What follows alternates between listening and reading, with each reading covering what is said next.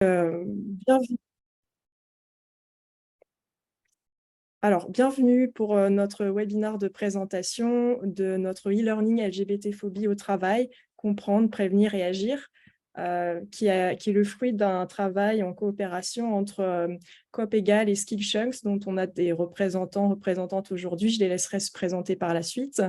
Je commence par me présenter en quelques mots. Donc, je suis Camille Carton.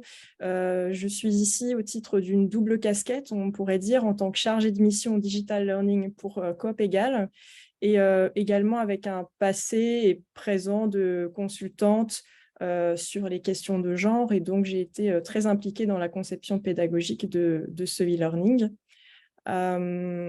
Merci encore vraiment beaucoup d'être là aujourd'hui. Dans nos deux équipes qui coopèrent sur ce e-learning, on a Jacques Reynal et Anne Terrada que je laisserai se présenter par la suite. Mais je commence tout de suite par te donner la parole, Romain. Donc Romain Sabatier, directeur associé de Coop Égal. À toi, Romain. Bonjour à toutes et à toutes et bienvenue donc à ce e-learning de démonstration, à ce webinaire de démonstration. Donc je suis Romain Sabatier, directeur associé chez Coop Égal. Je reconnais pas mal de noms et de visages, donc merci à vous pour votre présence et puis pas mal de visages nouveaux aussi. Donc c'est la preuve que le sujet intéresse de plus en plus, la question des LGBT-phobies au travail. Il y a un an, tout juste, l'Institut national du travail, de l'emploi et de la formation professionnelle, et Catherine Linares est présente ici. Merci pour votre présence. Donc, il y a un institut de service public dépendant du ministère du Travail qui forme les inspecteurs et inspectrices du travail, a demandé à Coop Égal de produire un e-learning sur les LGBT-phobies au travail. On avait déjà travaillé avec l'INTEF pour la question des violences sexistes et sexuelles au travail, et donc on a relever le challenge en s'appuyant sur un partenaire de choix, Skillchunks, qui est spécialiste du micro-learning, et je laisserai Anne Tarada se présenter. Voilà, juste vous dire que Coop Égal est ravi de cette collaboration et de ce e-learning. On pense que c'est un super outil de sensibilisation. Nous, chez Coop Égal, on a déjà formé plus de 10 000 personnes depuis 2018, 10 000 professionnels en direct, que ce soit en ligne ou en présentiel. Et depuis 2 ans maintenant, on hybride nos parcours de formation, c'est-à-dire qu'on va tirer le meilleur des solutions digitales pour permettre aux apprenants-apprenantes, avant une formation en direct ou après, d'avoir des temps de formation en autonomie. On a commencé avec un serious game sur le recrutement pour recruter sans biais ni discrimination sexiste. Et donc aujourd'hui, avec ce e-learning sur les LGBT-phobies au travail, on a aussi un e-learning, un serious game, beaucoup plus court sur comme accroche sur le sexisme au travail. Voilà, je laisse la parole à Anne pour Skillchunks. Bonjour à toutes et tous, et je suis ravie d'être là avec vous. Donc en 2 mots vraiment, Anne Tarada, cofondatrice de Skillchunks. Pour celles et ceux qui ne nous connaissent pas, donc Skillchunks est spécialisé dans la création de parcours de sensibilisation dans le domaine de la RSE, la responsabilité sociétale des entreprises. En 2 mots, notre objectif vraiment est d'accompagner les organisations dans leur transition sociétale et environnementale à travers des actions de sensibilisation qu'on va appeler massives. Jacques, qui reviendra, donc le cofondateur Skillchunks, reviendra plus tard, mais pour vous présenter aussi ce qu'est le micro-learning. Donc, c'est une modalité pédagogique qui permet, donc, avec des formats courts et efficaces, d'être souvent plus ludique et plus engageant que un e-learning classique. Quoi dire d'autre? Vous précisez que tous nos contenus sont co-construits et créés avec des experts et expertes métiers, notamment sur la lutte contre la LGBT-phobie au travail, mais sur la prévention des violences sexistes et sexuelles ou le développement durable. Voilà en quelques mots Skillchunks, on y reviendra j'imagine plus tard.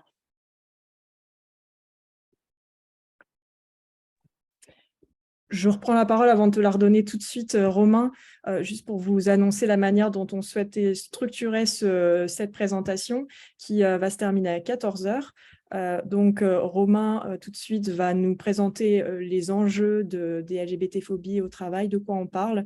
Et ensuite, Jacques nous présentera l'approche pédagogique. On aura un court temps de questions-réponses pour évoquer les sujets de cette première partie de présentation. Et puis, on vous montrera le cœur de notre solution, quelques extraits de séquences. Donc, ce sera la partie démonstration. Et on finira sur un temps d'échange un petit peu plus long pour recueillir vos avis, vos impressions et vos questions.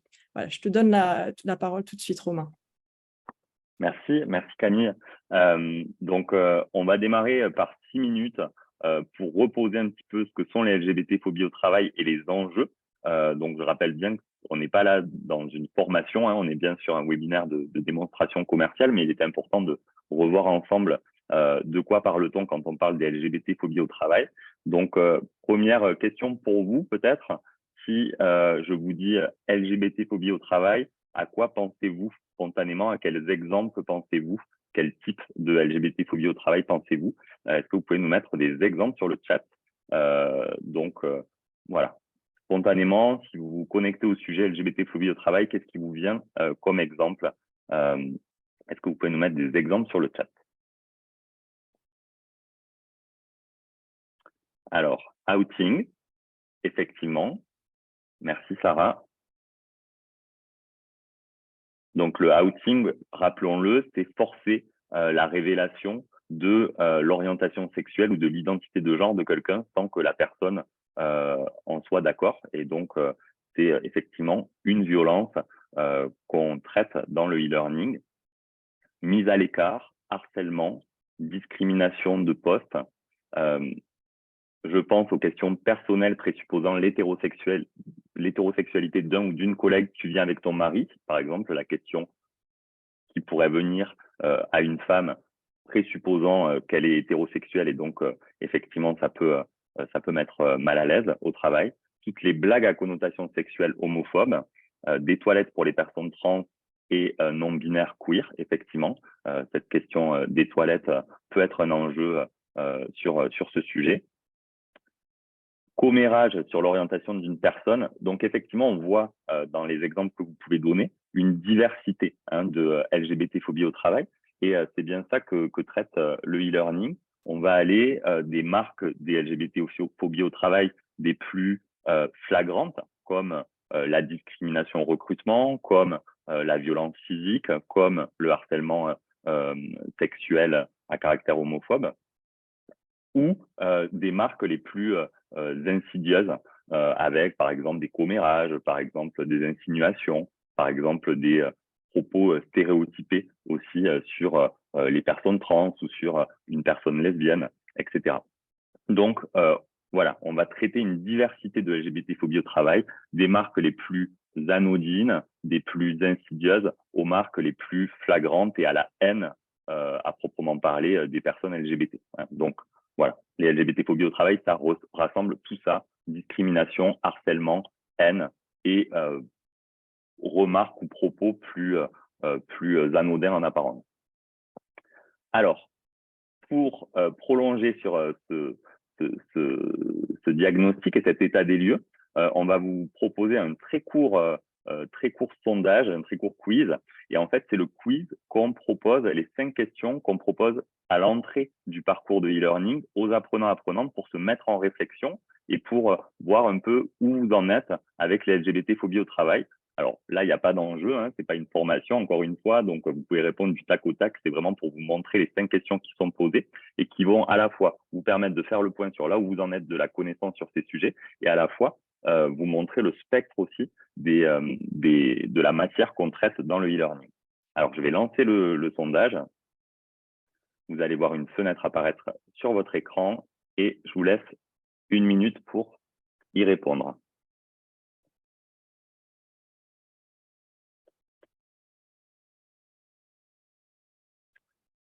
Alors, vous devez voir la fenêtre à votre écran, c'est bon? Ouais, ok. Donc, encore une fois, pas d'enjeu sur est-ce que vos réponses seront justes ou pas. On est là pour se tester et juste démarrer sur la thématique avant de vous présenter le e-learning à proprement parler.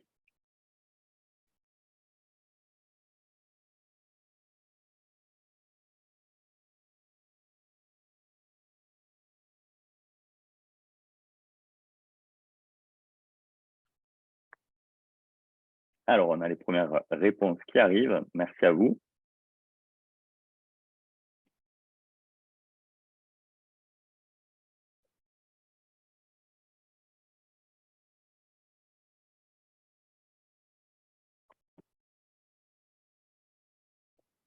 Alors, j'attends encore un petit peu que vous ayez le temps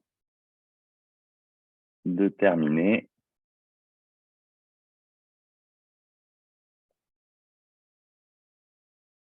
Vous êtes la moitié à avoir répondu.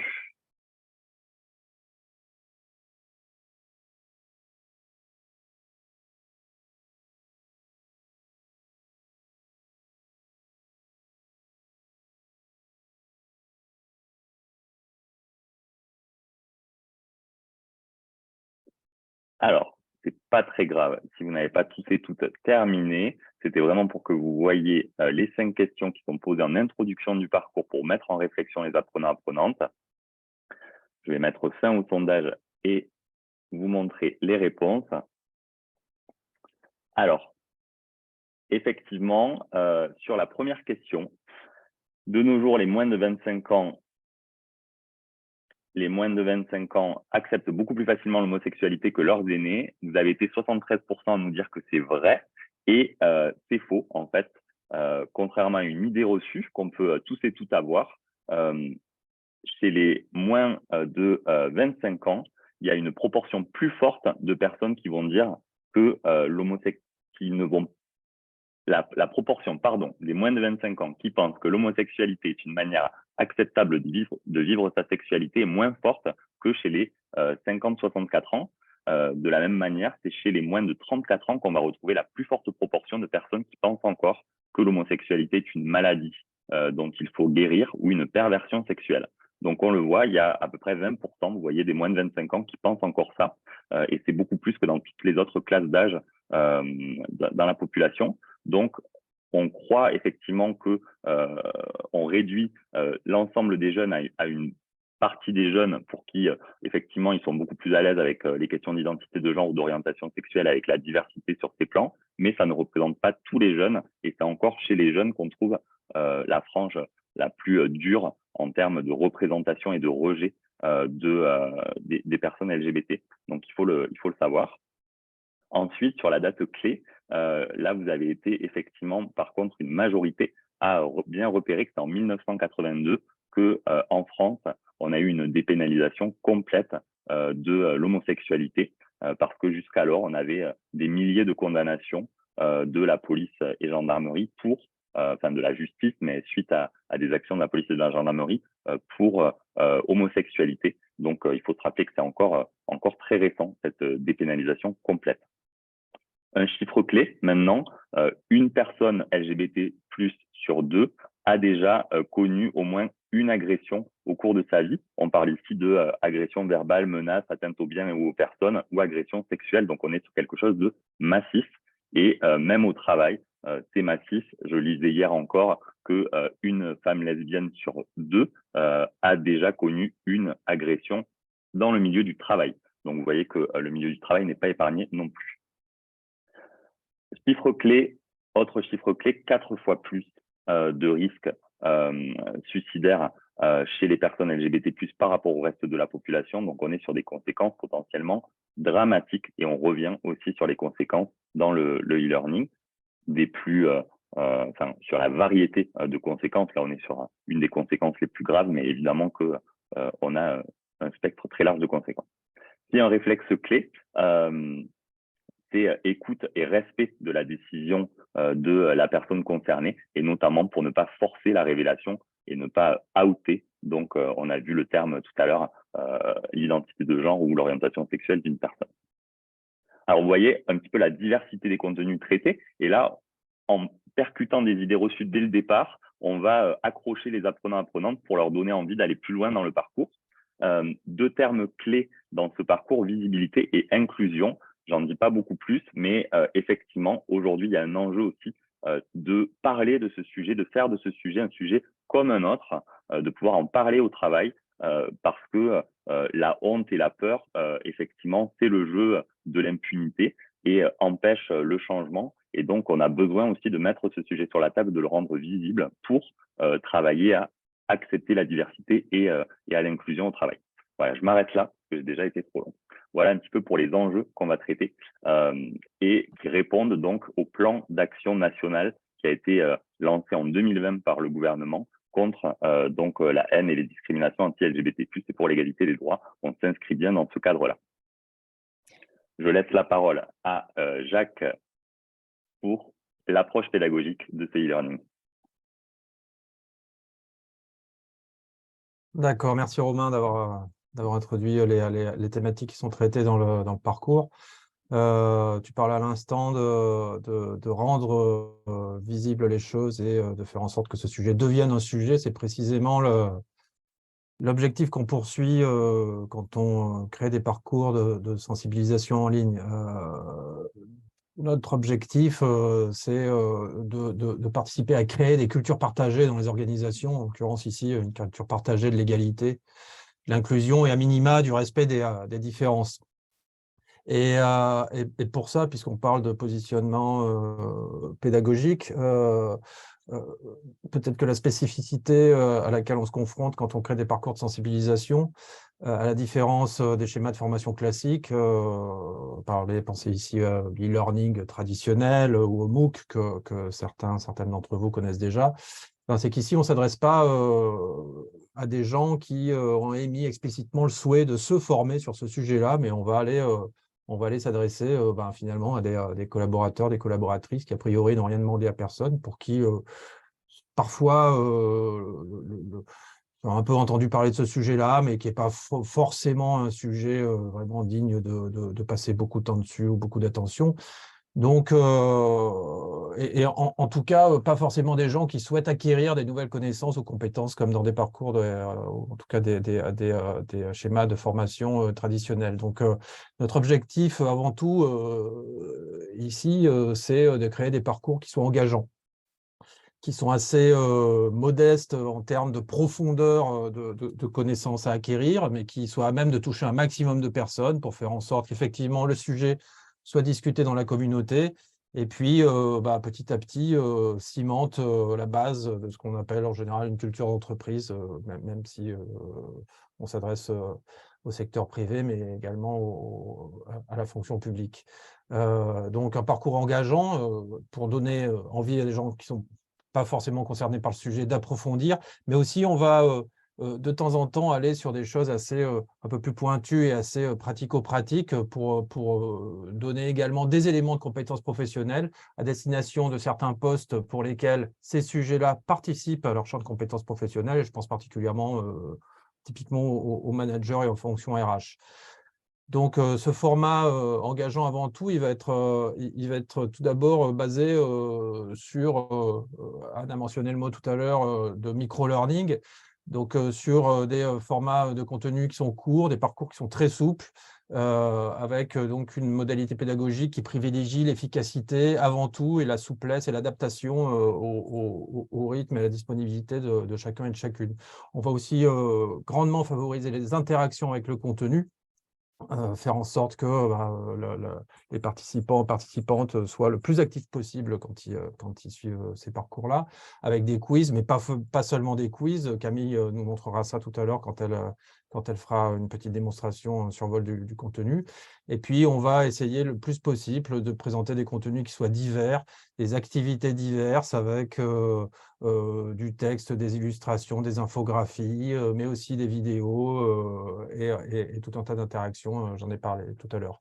Globalement, le parcours, il va être construit autour de trois grands objectifs thématiques qui vont être d'abord consister à premièrement déconstruire un certain nombre de représentations et d'idées reçues partagées. Ensuite, à fournir une base de connaissances qui soit solide, sourcée, de façon à créer du commun, encore une fois, sur ces sujets-là. Et puis ensuite, on va également donner quelques trucs, quelques astuces pour pouvoir très rapidement, des conseils pour pouvoir très rapidement agir dans son environnement de travail quotidien et dans ses tâches quotidiennes. Tout ça est construit sur sur une approche positive, qu'on veut non culpabilisante, et puis surtout qui ne soit pas moralisatrice. Il ne s'agit pas ici de donner des leçons et de distribuer les bons et les mauvais points, mais d'apporter de la connaissance qui se veut la plus objective possible. À terme, voilà, l'objectif est bien de créer une culture de la diversité et de l'inclusion qui soit partagée à tous les niveaux, et donc de donner envie d'approfondir. Alors je crois que Camille, tout à l'heure, tu as montré voilà, des prolongements, c'est-à-dire qu'on va travailler également sur plusieurs niveaux. Un premier niveau effectivement assez modeste qui permet aux gens de s'engager, et pour les personnes qui souhaitent approfondir, on va proposer de façon optionnelle systématiquement des ressources pour aller plus loin, qui présentent les sources des données qu'on utilise pour construire notre contenu, et puis des ressources pour prolonger, que ce soit des vidéos, des documentaires ou des ressources bibliographiques ou des articles sur le web. Très concrètement, comment ça va se présenter? C'est un parcours qui va être structuré en 2 modules. Un premier module qui permet de poser des bases conceptuelles, théoriques, réglementaires, et puis un second module qui va être plus focalisé sur l'action en termes de prévention et de réaction et de traitement des incidents. La totalité du parcours dure environ 1 heure, qui peut bien évidemment être prolongée, puisque comme je le disais, on a la possibilité d'approfondir à l'issue de chaque module. Et puis, ce parcours peut être complété optionnellement par un test de connaissance finale qui peut permettre de donner lieu à une certification. Ça, c'est à voir avec chaque organisation, comment elle souhaite déployer cette action-là. Donc, on a la possibilité de délivrer des certificats de suivi nominatifs. On peut également contextualiser les parcours qu'on va implémenter dans les organisations, typiquement avec des informations de branding, mais aussi en rajoutant parfois des informations spécifiques, typiquement, je pense à des procédures de signalement d'incidents. Et puis, ça peut être parfois avantageusement complété par un webinaire sous forme de questions-réponses qui va compléter ce temps de formation en autonomie. On est un petit peu seul face aux informations, et puis peut-être qu'on a certaines questions qui viennent quand on suit ce parcours, en particulier sur la façon dont on va transférer ses connaissances dans son environnement de travail immédiat. Donc, on peut proposer un prolongement comme ça sur un temps d'échange en direct en ligne. Et le dernier point, et puis ensuite je vais rendre le micro, un petit point technique. Certaines organisations disposent d'un environnement de formation numérique en interne, d'une plateforme de formation, ce qu'on appelle un LMS. Donc, il est tout à fait possible de mettre à disposition nos parcours, nos contenus pédagogiques pour qu'ils soient mis en œuvre sur la plateforme de formation de l'organisation. Mais en l'absence de tels outils en interne, on peut bien évidemment mettre ça en œuvre sur nos propres moyens de formation, et donc céder des accès à nos parcours de sensibilisation sur notre plateforme. Voilà, je crois que j'ai à peu près fait le tour du sujet. Je rends la parole à la maîtresse de cérémonie. Merci beaucoup, Jacques. Oui, merci d'avoir fait le tour de tous ces points, et puis on va voir dans quelques minutes ce que ça donne en conditions réelles sur le e-learning directement. Mais on vous proposait de peut-être prendre 1 ou 2 questions vraiment assez rapides, si vous en avez, sur ce qui a été discuté par Romain, Anne et Jacques sur les enjeux et l'approche pédagogique. On va voir ensuite la démonstration, et on aura un temps de réponse, d'échange plus long à la fin. Donc, voilà, on vous laisse cette opportunité de réagir succinctement, si vous le souhaitez, sur ce qui a été dit dans cette première partie. N'hésitez pas à ouvrir votre caméra, votre micro, dire votre prénom et votre fonction, et poser votre question, tout simplement.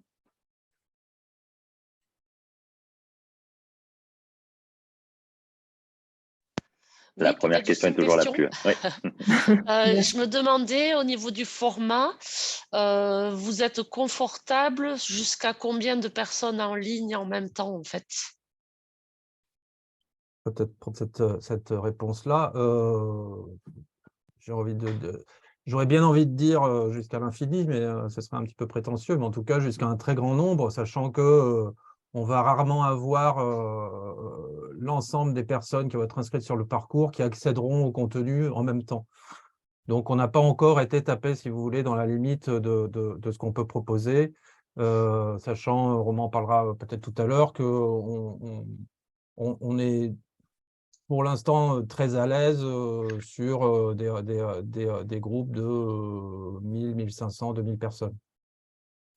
Oui, par exemple, là, je peux effectivement dire que on a signé avec Bordeaux pour le déploiement de ce e-learning auprès de près de 1500 managers de la ville et métropole de Bordeaux. Donc oui, on peut aller jusqu'à des groupes très importants puisque on est bien sur des accès individualisés. Et donc ensuite, on ouvre des licences et les personnes peuvent se connecter au e-learning et faire les 60 minutes, donc soit d'un bloc, soit de manière plus séquencée sur la durée de déploiement qui a été déterminée avec vous pour cette action. Voilà, donc on peut aller jusqu'à des très grands groupes. Merci. Alors, on a une autre question. Emma. Oui, bonjour, c'est Emma Smith. Je fais partie de l'unité orientation sexuelle et identité de genre au Conseil de l'Europe. Et en fait, je voulais savoir un petit peu plus sur les modules que vous proposez existent depuis combien de temps et vous avez formé à peu près combien de personnes à ce jour? C'est juste pour connaître un petit peu, parce que je ne connaissais pas vos organisations jusqu'à dernièrement.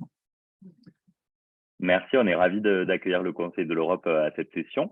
On travaille régulièrement avec le Grevio donc sur la lutte contre les violences faites aux femmes et avec la Commission égalité de genre du Conseil de l'Europe. Donc ce e-learning, il est nouveau. On l'a déployé à la demande donc de l'Institut national du travail, de l'emploi et de la formation professionnelle et Catherine Linares est ici. Donc il est déployé auprès des premières personnes là, à l'INSEP déjà. Et on va le déployer avec la ville et la métropole de Bordeaux, mais c'est un outil qu'on a créé, qui a été terminé en janvier de cette année. Donc, c'est vraiment un outil nouveau. C'est pour ça qu'on organise cette présentation aujourd'hui. Oui, Merci. Catherine? Oui, pour compléter ce que disait Romain, nous, on le propose d'ores et déjà à nos publics, que ce soit des inspecteurs du travail ou alors des préventeurs de la fonction publique. Donc, voilà, on a des très bons retours. Et puis, nous, on le propose en hybride, c'est-à-dire que ça va être en amont de la formation. C'est une formation de 2 jours, ensuite en présentiel. Et les apprenants peuvent échanger avec les formateurs sur ces questions-là. Voilà pourquoi nous, ce qu'on voulait, c'était un format e-learning, parce que c'est toujours des questions qui sont un petit peu compliquées à aborder en formation. Donc là, on travaille à la fois sur les représentations, mais aussi il y a du fond, hein, comme le disait Monsieur Reynal. On va travailler sur qu'est-ce qu'on peut mettre en place en termes de prévention et comment on peut agir en tant que collègue, en tant que manager, en tant que RH et en tant que, du coup, agent inspecteur du travail.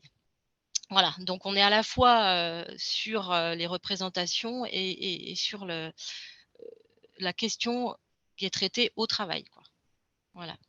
Merci beaucoup, Catherine Linares, pour l'initiative de l'INTEP qui nous a donné vraiment l'opportunité aussi de cette collaboration avec Skillchunk, c'est de créer cet outil et du coup aujourd'hui de le partager. Donc, merci beaucoup pour votre retour.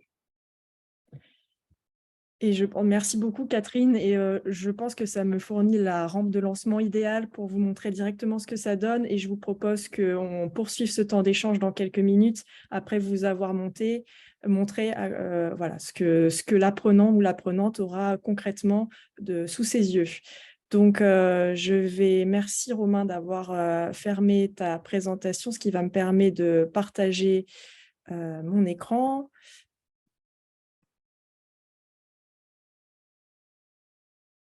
Donc, vous voyez bien, Romain, tu me confirmes, puisque c'est toi que je vois à l'écran, c'est toi que je prends comme cobaye, tu me confirmes qu'on voit bien le premier module, comprendre et reconnaître.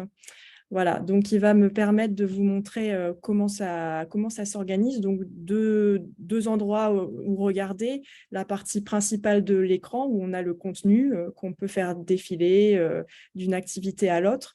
Et puis, un menu déroulant très classique sur la gauche qui a plusieurs mérites. Celui de pouvoir facilement circuler d'une activité à l'autre. Si, comme moi, vous avez déjà commencé à compléter le module, vous voyez qu'il est indiqué ici que je suis à 90% de ma progression pour compléter entièrement ce module.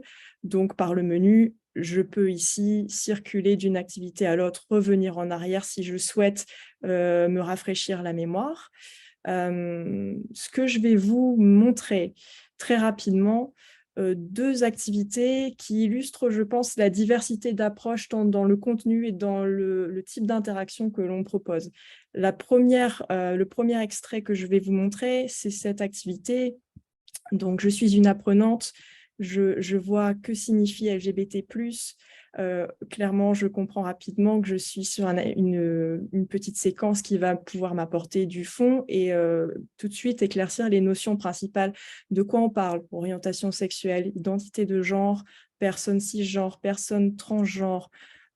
Les sigles, nous, on utilise tout au long de ce module, de ce e-learning, le sigle LGBT+, en cohérence avec le plan d'action national sur les LGBT-phobies au travail, mais on parle aussi de LGBTQ, LGBTQI, LGBTQIA, et on peut comme ça ouvrir un petit menu déroulant très simplement et y revenir autant de fois que nécessaire pour se rappeler de quoi on parle et les notions clés.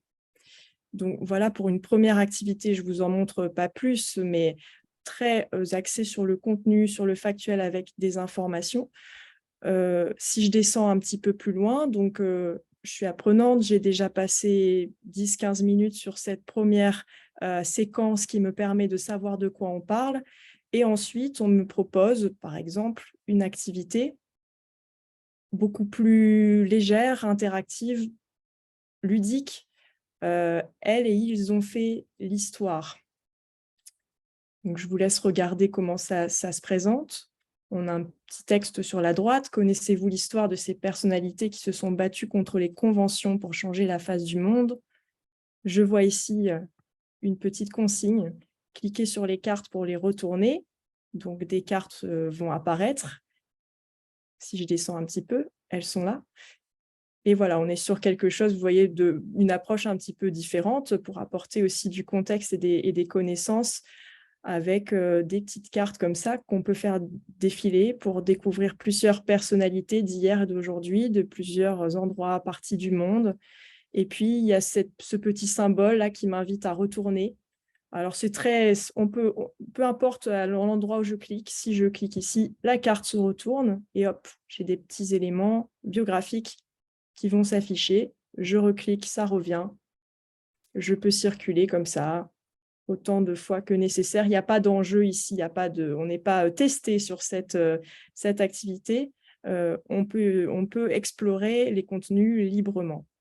Donc voilà, deux exemples très rapides d'activités pour ce premier module. Et puis une autre chose que je voulais vous montrer aussi, c'est si vous regardez de nouveau dans le menu déroulant sur la gauche, vous verrez que chacune des séquences se termine par une petite injonction à se tester. Testez-vous. Ici, là encore, puis si je descends encore un petit peu et que je clique dessus, on a un test. Et ça, c'est ce que disait Jacques tout à l'heure, très important pour nous, de donner l'occasion à l'apprenant ou l'apprenante d'ancrer ses connaissances, ses apprentissages par des petits tests rapides sans enjeu de notation, simplement pour vérifier qu'on n'est pas perdu. Donc, si je fais la première question de celui-ci, par exemple, on me demande si, comme le sexisme, l'homophobie peut s'exprimer de manière différente, hostile en expliquant ce qu'on veut dire par là, et bienveillante avec des guillemets, bien sûr, comme pour le sexisme bienveillant, qui est une notion qu'on apporte souvent dans nos formations, avec humour ou en apparence valorisant, avec beaucoup de guillemets, encore une fois. Si je clique, par exemple, sur « c'est vrai », je valide.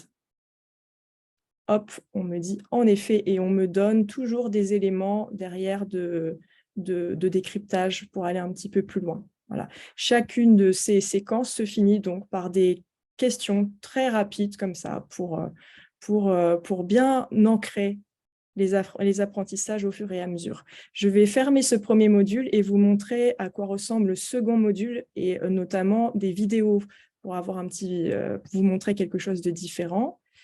Donc, ça va prendre une petite seconde puisque vous ne voyez pas mes arrière-cuisines, mais pendant que vous avez cet écran, moi, je ferme ce module et je lance le deuxième.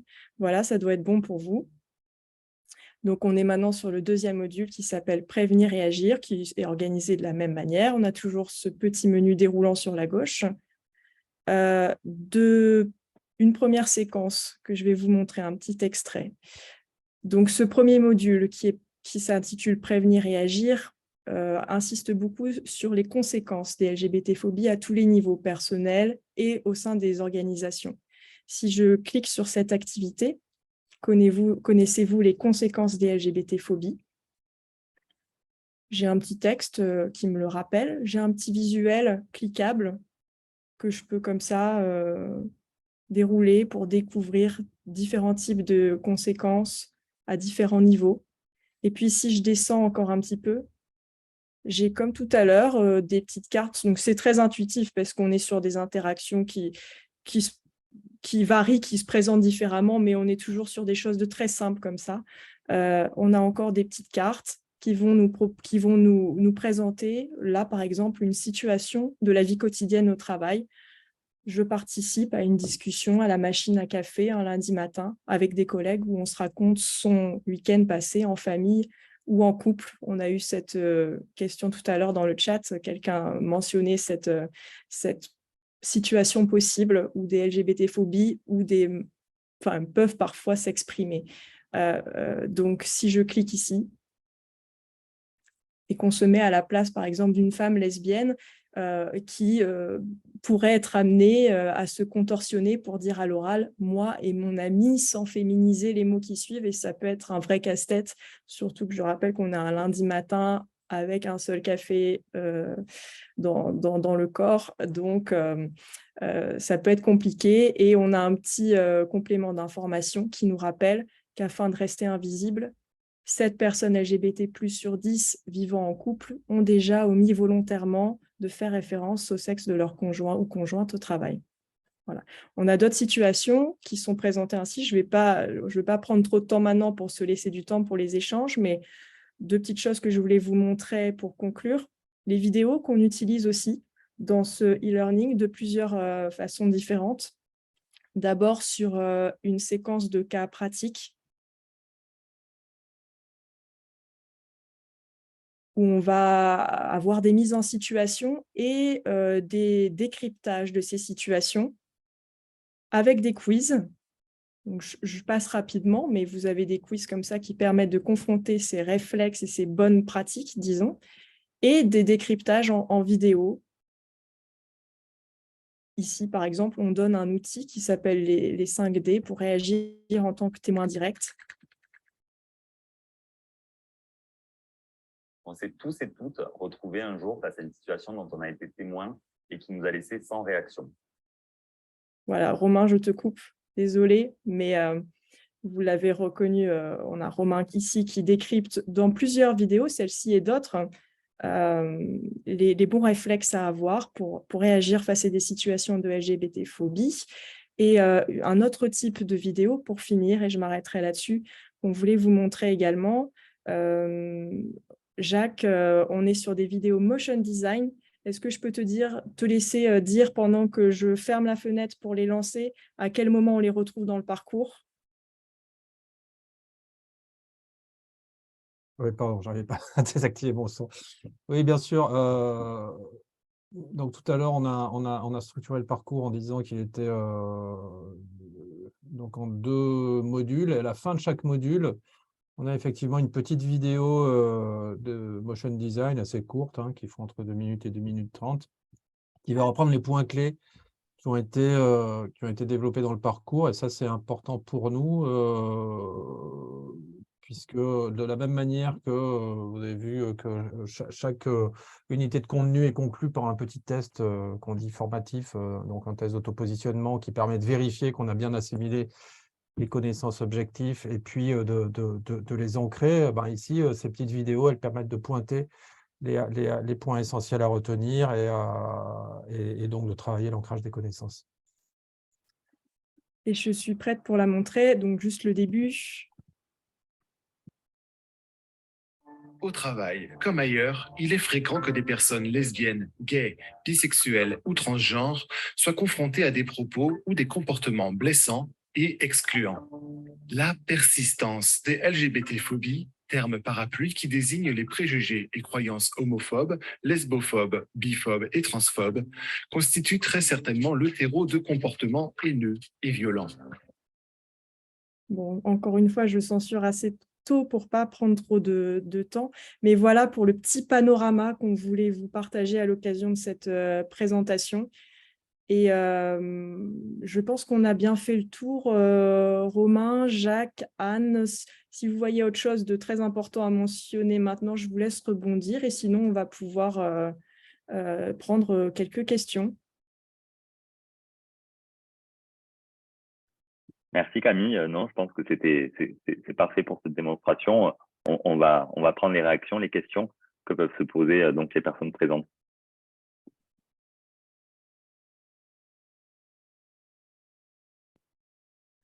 Donc 60 minutes, tout public, pour le secteur privé comme pour le secteur public. Ça s'adresse à tout type de salariés ou d'agents, agentes, avec des focus managers qui s'adaptent quand même aux personnes qui sont en première ligne sur ces sujets. Voilà, est-ce qu'il y a des questions dans l'assistance?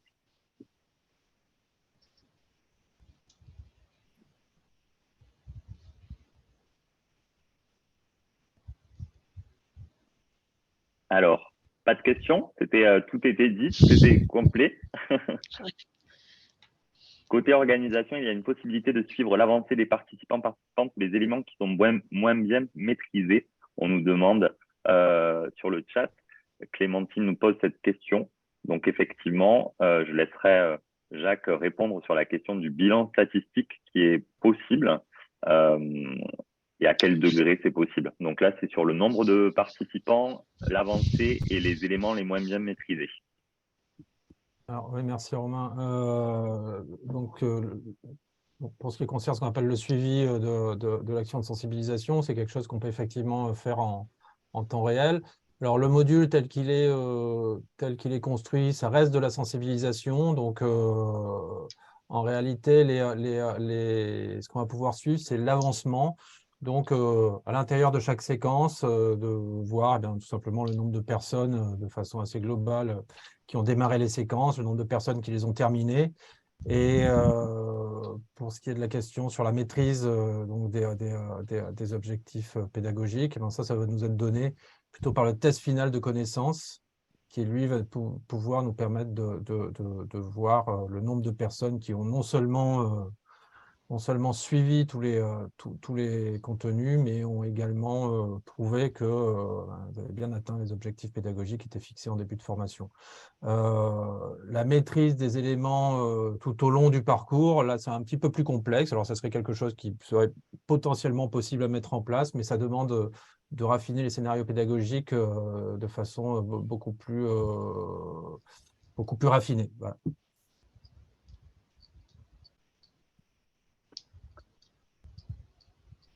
Alors, on a d'autres questions dans le chat et on a Catherine aussi qui a levé la main. Je voulais juste témoigner du coup pour répondre à la question de Madame Smith, ou je ne sais plus qui, pardon. Nous, comme on le propose en hybride, ce qui est intéressant, c'est de reprendre un petit peu tout cet acquis de connaissances avec nos formateurs et on va repartir justement des quiz, en fait, des quiz de fin de séquence qu'on propose à chaque fin de module pour rediscuter et puis voir si les apprentissages ont bien été ancrés, s'il y a d'autres questions. Et donc, du coup, nous, ça nous donne une base aussi d'échange et puis on mesure à ce moment-là, effectivement, s'il y a eu, c'est pas de l'évaluation des acquis, hein, mais s'il y a des des questions qui restent en suspens. Voilà, c'est pour ça que le modèle hybride, moi, je l'encourage avec ce type de module, en fait. Voilà, je me tais. Mais non, au contraire, Parce que merci beaucoup. oui, voilà, on est assez enthousiaste parce que c'est vrai que ça fonctionne bien. Et puis, on a des formateurs aussi qui suivent derrière. Ils apprennent aussi des choses. Du coup, c'est l'occasion aussi pour eux de pouvoir échanger sur ces questions-là. Au contraire, merci beaucoup, Catherine. On a 2 autres questions dans le chat. Si je les prends dans l'ordre, on a une première question sur le coût. Anne, peut-être, est-ce que tu pourrais répondre à cette question? Merci Camille. Alors en termes de tarifs, aujourd'hui on n'a pas voulu et on ne peut pas donner un tarif avec une grille tarifaire figée parce qu'on a une construction de tarif en fait qui dépend, au vu de tout ce qu'on vient de dire et vous le comprendrez, du nombre d'apprenants et d'apprenantes qu'on va avoir dans cette formation. Ça dépend aussi de la plateforme utilisée. Est-ce que la formation sera chez vous ou sur notre plateforme? Et également du temps que vous souhaitez que l'on mette à disposition cette formation. Donc, on a plusieurs piliers, plusieurs indicateurs qui vont rentrer en jeu, mais sentez-vous libre de m'envoyer un mail simplement avec une demande, avec même si c'est de façon très macro, votre besoin et que je puisse un tout petit peu répondre plus finement à cette question. Merci beaucoup, Anne, pour ces éléments de réponse. Et on a une autre question dans le chat. Romain, je pense que tu pourras y répondre. Il y a d'autres organisations, nous dit Emma Smith, qui travaillent dans ce même domaine. Envisagez-vous d'éventuelles collaborations ou échanges avec elles? Merci pour cette question, Madame Smith.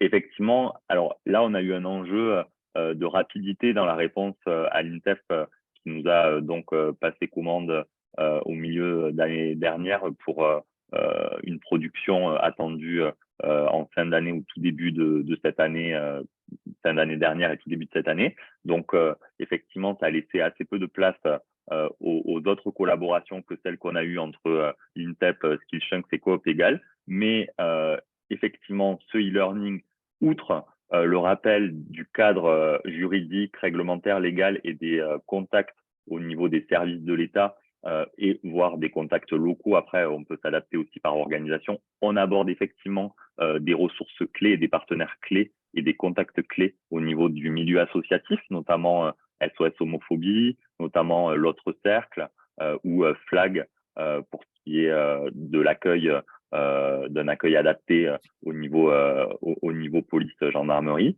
Et effectivement, Catherine Linares me disait à l'instant sur le chat que le e-learning avait été partagé avec l'autre cercle pour avoir aussi leur retour et rentrer dans un dialogue. Donc voilà, on est tout à fait ouvert à ça. Et effectivement, on ne peut que rappeler, comme sur le champ des violences sexistes et sexuelles, le rôle clé joué par les associations sur le travail de terrain, le travail aussi d'expertise et le fait qu'aujourd'hui, enfin, on ait des politiques publiques renforcées et qui débouchent sur une action plus partagée. Donc, merci à vous pour votre question. Merci Romain, merci beaucoup. Il nous reste quelques minutes pour finir à l'heure, parfaitement à l'heure. On respecte le timing. Donc, si encore des questions, je regarde dans le chat. On a fait le tour, je pense, pour les questions du chat. Si quelqu'un veut réagir ou poser une question supplémentaire, il nous reste encore quelques minutes. N'hésitez pas, même à prendre le micro directement, à ouvrir votre caméra. Alors, on a une question qui nous arrive. Sur l'accessibilité du module, est-il seulement accessible pour les professionnels ou pour les agents en prévention? Romain? Alors, effectivement, il est ancré sur les LGBT-phobies au travail. Il s'adresse à tout type de professionnels, que l'on soit RH, manager, agent ou salarié sans position d'encadrement, mais aussi évidemment et en particulier aux conseillers et assistants de prévention. Catherine Linares, que c'est le champ de compétences, d'expertise de l'INSEF que les inspecteurs inspectrices du travail et les réseaux santé-sécurité au travail. Donc, effectivement, ça peut très, très bien s'adapter aux préventeurs, préventrices.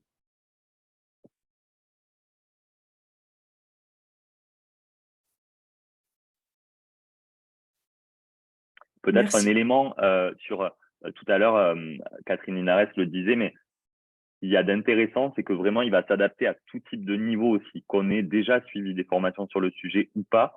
On va continuer d'apprendre si on a déjà une bonne appropriation du sujet, parce qu'il y a une diversité de contenus, une diversité de techniques aussi pédagogiques. Et si on n'a vraiment jamais suivi de sensibilisation, il va s'adapter aussi. Donc, il est vraiment, on a pu voir que tout le monde s'y retrouvait finalement. Même si c'est qu'1 heure et que c'est une sensibilisation, une première sensibilisation, même les personnes déjà un petit peu aguerries au sujet ont trouvé ça agréable et ont continué d'apprendre. Donc voilà, ça peut s'adapter vraiment à tout public. Merci beaucoup, Romain. A priori, on a fait le tour, on a été très complet et exhaustif, donc, et dans le timing souhaité, donc c'est très bien. On va peut-être pouvoir conclure à moins d'une dernière question qui arriverait maintenant. Sinon, on va pouvoir... je regarde dans le chat. Non, je pense qu'on a fait le tour. Donc, on vous a posté dans le chat, justement, un petit lien, un petit formulaire très court pour nous partager vos retours sur cette présentation et les questions que vous pourriez avoir. Comme ça, vous avez tout ce qu'il faut pour tout nous dire et puis nous recontacter si vous souhaitez en discuter plus amplement. Merci beaucoup, Romain, Anne, Jacques, et pour votre participation et vos éléments précis, exhaustifs. Merci à tout le monde, à toutes les personnes présentes aujourd'hui d'avoir pris le temps d'être avec nous. On reste à votre disposition pour plus d'échanges. Est-ce que Romain, Anne, Jacques, vous avez quelque chose à ajouter ou on conclut là-dessus? On conclut là-dessus. Merci beaucoup à toi, Camille. Merci à tout le monde. Et puis moi, je voudrais rajouter qu'on est évidemment disponible pour échanger un petit peu